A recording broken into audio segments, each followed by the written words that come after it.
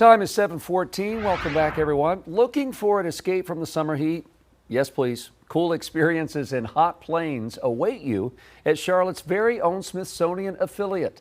Chief Transportation Correspondent and pilot May Beeler takes us to the Sullenberger Aviation Museum to preview a new guided tour inside the DC-3, an immersive aviation experience.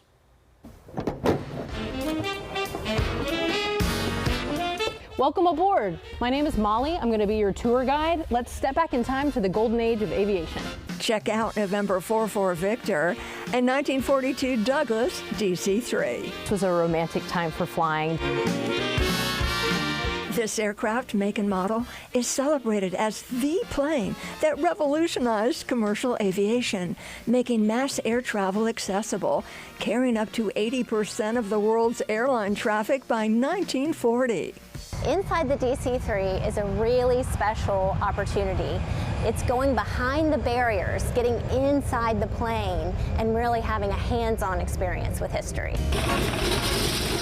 Step back in time in the shoes of a 1950s airline passenger when everyone dressed in their Sunday best while flying at altitudes from 5 to 10,000 feet. Back in the 40s, planes generally were not pressurized, and with no supplemental oxygen, pilots flew much lower than modern airliners that frequent flight levels around 32,000 feet. And when you fly that low, typically you're below the clouds, and so it's very bumpy, and you got to get that barf bag ready.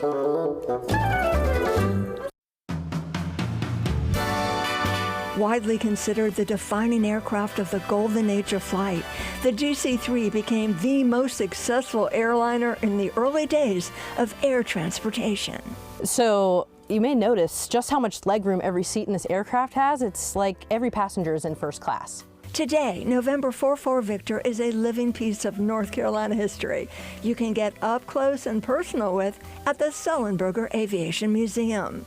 Vintage aircraft like this DC-3 has a pretty steep boarding angle. You can see the nose is up in the air and the tail, well, it's dragging. That's because this is a tail wheel airplane, otherwise known as a tail dragger. Modern day aircraft have a nose wheel. So you can imagine as a passenger, if you're hiking up there boarding the plane, it's kind of like climbing a steep hill. In fact, the pitch is 12 degrees.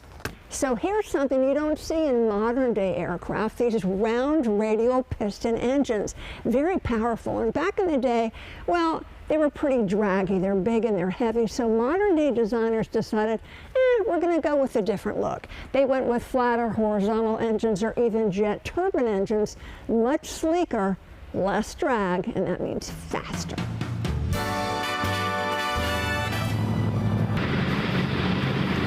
The Douglas DC-3 is a prop-driven aircraft, so it is much louder than you would expect it to be. So the average decibel that this runs at is about 90 decibels to your ear, which is 10 decibels higher than the average sound of a vacuum cleaner. So the average cruising speed of the Douglas DC-3 is around 200 miles per hour. You compare that to a modern airliner like the Boeing 737, which is about 500 miles per hour. So you're not going nearly as fast. Talk about a fire hazard and a health hazard. People were smoking in this aircraft, and they were smoking anywhere there was no smoking sections. So even if you weren't smoking yourself, people were smoking around you. And smoking wasn't actually banned in aircraft until the 2000s. DC-3 aircraft were the backbone of the initial fleet of Piedmont Airlines, nicknamed the Pacemakers. Back then, meal service was unheard of. All they could serve on flights at first was Chiclets gum, which is something you would chew to help with the pressure in the unpressurized cabin. And then by the end of the DC-3 era, they started serving Krispy Kreme on their flights. And that was because both Piedmont Airlines and Krispy Kreme were based out of Winston-Salem, North Carolina. While this serial number was built for the Army Air Force in 1942, it never flew commercial routes for Piedmont. It was acquired in 1986 and restored by former Piedmont employees for promotional and corporate use, painted in vintage Piedmont colors. It was used for air shows and corporate travel. Today it graces the Sullenberger on display in the historic Aviation City hangar. So come experience what commercial flight was like when it first started, just right after World War II.